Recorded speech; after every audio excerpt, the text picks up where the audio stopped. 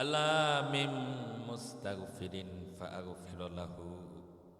আমার বান্দারা কে আছো,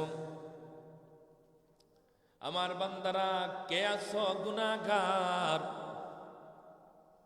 আমি আল্লাহর কাছে মাফ চাও, ফাগফির লাহু, আমি তাকে মাফ করে দিব। সুবহানাল্লাহ পড়ি। আল্লাহ মোহাব্বতের দয়ার চাদর বিছায়া বান্দারে ডাইকে ডাইকে বলে, আল্লাহ মিম মুস্তারজিকিন ফারজুকহু। কে আছো অভাবগ্রস্ত, কার রিজিক নাই, আমার বান্দারা আমি আল্লাহর কাছে রিজিক চাও, আমি আল্লাহ তোমাকে এই রাতে তোমার জন্য রিজিকের ফয়সালা করে দিব। সুবহানাল্লাহ পড়ি। জোরে বলবেন না সুবহানাল্লাহ? জোরে বলি সুবহানাল্লাহ। আল্লাহ কি মোহাব্বত নিয়ে ডাকতেছেন, আমি আরবি এবারত বুঝলে বুঝতেন কি মোহাব্বত নিয়ে আল্লাহ ডাকতেছেন, কি দয়ার চাদর। আমরা আমাদের সন্তানকে মহব্বত নিয়ে ডাকলে আমাদের সন্তান বুঝে, কারণ বাংলা ভাষা দিয়ে আমরা আমাদের সন্তানকে ডাকি, আর বাংলা ভাষার অর্থ প্রত্যেকটা মানুষ যারা বাংলা ভাষা কথা বলে বুঝে, কথা ঠিক কিনা? তেমনি যদি আমি আরবি ভাষা বুঝতাম তাহলে আমি অনুধাবন করতে পারতাম যে আল্লাহ কি মহব্বত নিয়ে তার বান্দাকে ডাকতেছে। আল্লাহু আকবার। আল্লাহ দয়ার চাদর বিছায়া দিয়া বান্দারে বলে, আল্লাহ মিম মুবতালান ফাউআফিহু। ও আমার বান্দা, কে আছো অভাবগ্রস্ত, কে আছো বিপদগ্রস্ত, আমার কাছে চাও, আমি তোমার বিপদ দূর করে দেব। সুবহানাল্লাহ। আল্লাহ কাদা আল্লাহ কাদা হাত্তা ইয়াতলু আল ফাজর। আল্লাহ তাআলা তার বান্দাদেরকে ফজর উদিত হওয়া পর্যন্ত এইভাবে দয়ার চাদর বিছাইয়া ডাকতে থাকেন। এই জন্য আমার প্রিয় ভাইরা, বুঝে থাকলে উত্তর দিবেন, এই রাতে আমাদেরকে অলসতার চাদর ছুঁড়ে ফেলে দিয়া ইবাদত বندگی করা দরকার আছে না নাই? আস্তে কইলেন, তার মানে নাই, জোরে বলেন না, আছে না নাই? আল্লাহ তাআলা আমাদেরকে এই রাতটা সামনে আগত, এই রাতটাকে কাজে লাগানোর তৌফিক দান করুক। সকলে বলি আমিন। আমার প্রিয় ভাইরা, এই রাতটা নিঃসন্দেহে ফজিলতপূর্ণ রাত। রাসূল সাল্লাল্লাহু আলাইহি সাল্লাম নিজেও এই রাত সম্পর্কে তেমন অবগত ছিলেন না। একদিন রাসূল সাল্লাল্লাহু আলাইহি সাল্লাম ঘুমিয়ে আছেন, এই শাবানের 15 তারিখ রাত। হঠাৎ জিবরাইল আমিন রাসূলকে এসে ডাকলেন, ইয়া রাসূলুল্লাহ, ইয়া হাবিবাল্লাহ, আপনি কি জানেন না আজকের রাত সম্পর্কে? রাসূল সাল্লাল্লাহু আলাইহি সাল্লাম জানার উদ্দেশ্যে তাকে প্রশ্ন করার পর সে জিবরাইল আমিন রাসূলের জবাবে উত্তরে বলেন, ইয়া রাসূলুল্লাহ, আজকে আপনার উম্মতদেরকে আল্লাহ তাআলা এমন পরিমাণে মাফ করবেন, বনি কালব গোত্রের ভেড়ার পশমের পরিমাণ। সুবহানাল্লাহ।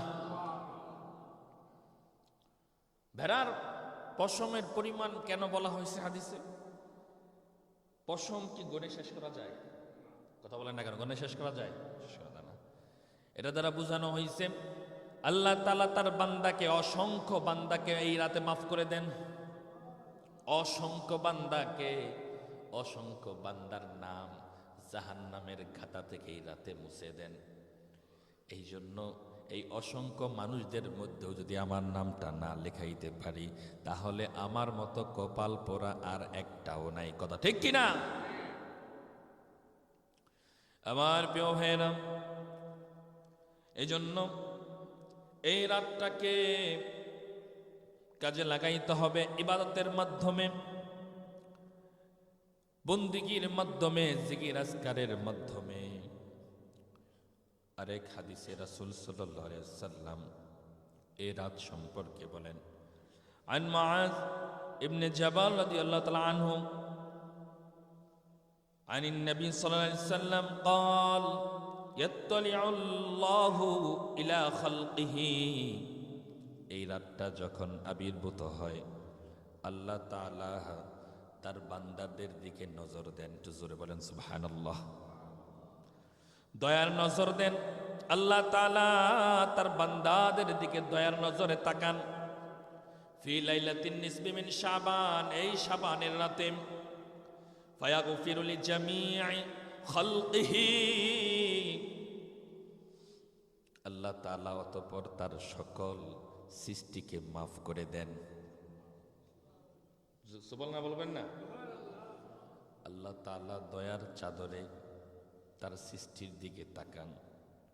তাকানোর পরে আল্লাহর দয়া আমাদের জন্য এত পরিমাণ হয় যে এত পরিমাণ হয়, শত গুনাহ করার পরে, হাজার হাজার গুনাহ করার পরেও আল্লাহর দয়া এত বেশি হয়ে যায় যে আল্লাহ তাআলা তার বান্দাকে ক্ষমা করে দেন। সুবহানাল্লাহ, ক্ষমা করে দেন আল্লাহ।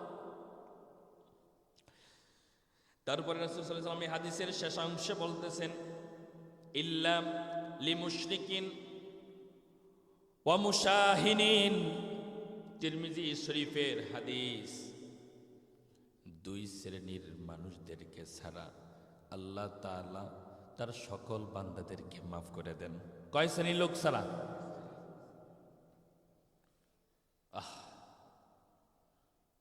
এই দুই শ্রেণী কারাম আল্লাহ রাসূল বলতেছেন, এক নাম্বার হচ্ছে মুশরিক। এক নাম্বার কারা? মুশরিক।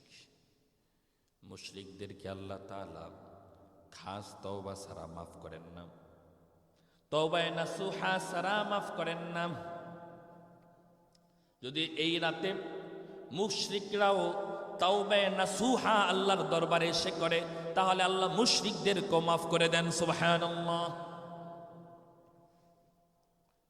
দুই নাম্বার হচ্ছে হিংসুক, যারা হিংসা করে, বিদ্বেষ ছড়ায়, এক ভাই আরেক ভাইয়ের বিরুদ্ধে।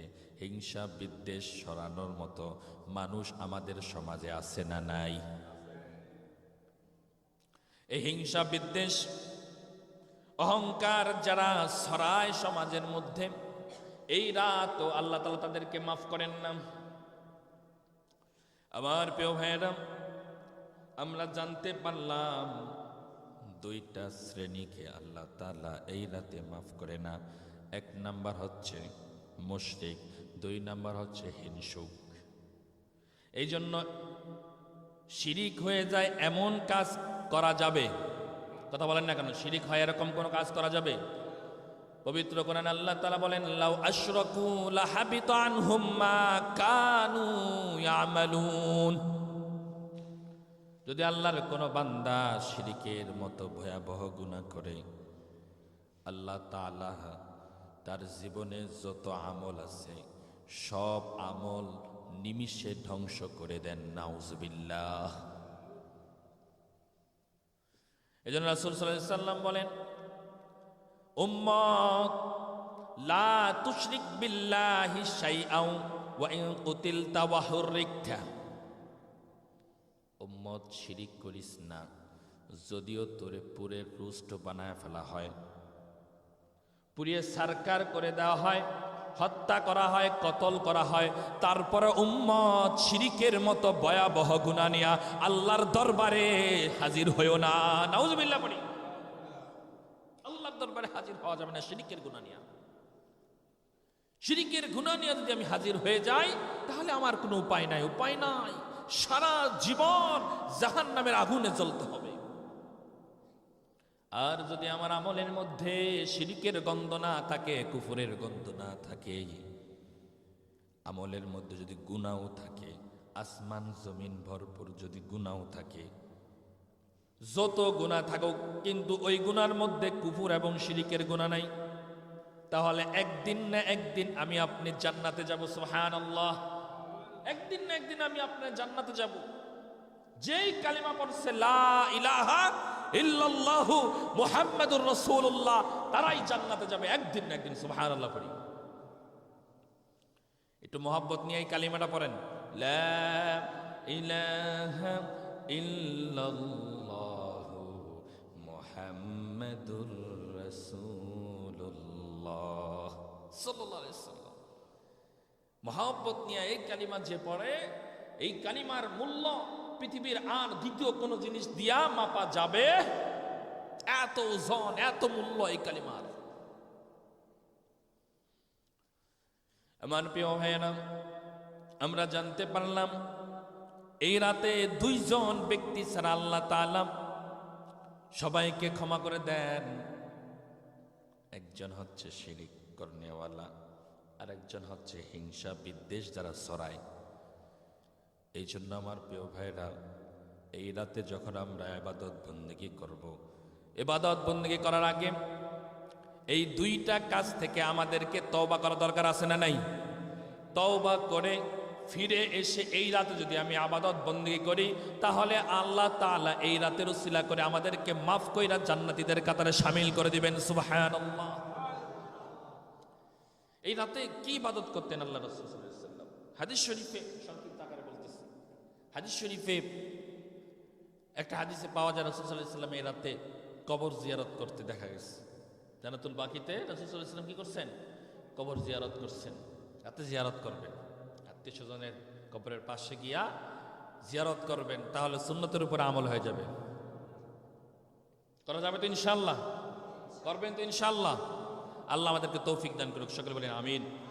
তারপরে আর হাদিস শরীফে আসছে, আরেক হাদিস আছে, ইজা কানাত লাইলাতুন নিসফি মিন শাবান ফাকুমু লাইলাহা ওয়াসুমুহু নাহারাহা, ওয়াসুমু নাহারাহা। এই হাদিসে আসছে, হাদিসটা জয়ীফ, তবে আমল করা যাবে। হাদিসে আসছে যখন শবে বরাত আসে তখন তোমরা রাতে কিয়ামুল লাইল, তাহাজ্জুদ নামাজ পড়ো বেশি বেশি। সুবহানাল্লাহ পড়ি। কি নামাজ? নফল নামাজ বেশি বেশি পড়ো এই রাতে। এবং তার পরের দিন চেষ্টা করো রোজা রাখার। শুধু তার পরের দিন না, এই মাসে বেশি বেশি রোজা রাখার। রাসূল সাল্লাল্লাহু আলাইহি সাল্লাম এই মাসে কোনো নির্দিষ্ট করে একটা বা দুইটা তিনটা এরকম রাখতেন না। এটাই সহিহ হাদিসের দলিল। নির্দিষ্ট করে একটা বা দুইটা এরকম রাখতেন না। রাসূল সাল্লাল্লাহু আলাইহি সাল্লাম, হাদিস শরীফে আসছে, অসংখ্য হাদিস আসছে, রাসূল সাল্লাল্লাহু আলাইহি সাল্লাম রমজানের পরে যে মাসে সবচেয়ে বেশি রোজা রাখতেন ওই মাসটা হচ্ছে শাবান মাস। সুবহানাল্লাহ পড়ি। এই জন্য এই মাসে আমরা কোনো নির্দিষ্ট করে না, বেশি রোজা রাখার চেষ্টা করব ইনশাআল্লাহ। আল্লাহ আমাদেরকে তৌফিক দান করুক, সকলে বলি আমিন।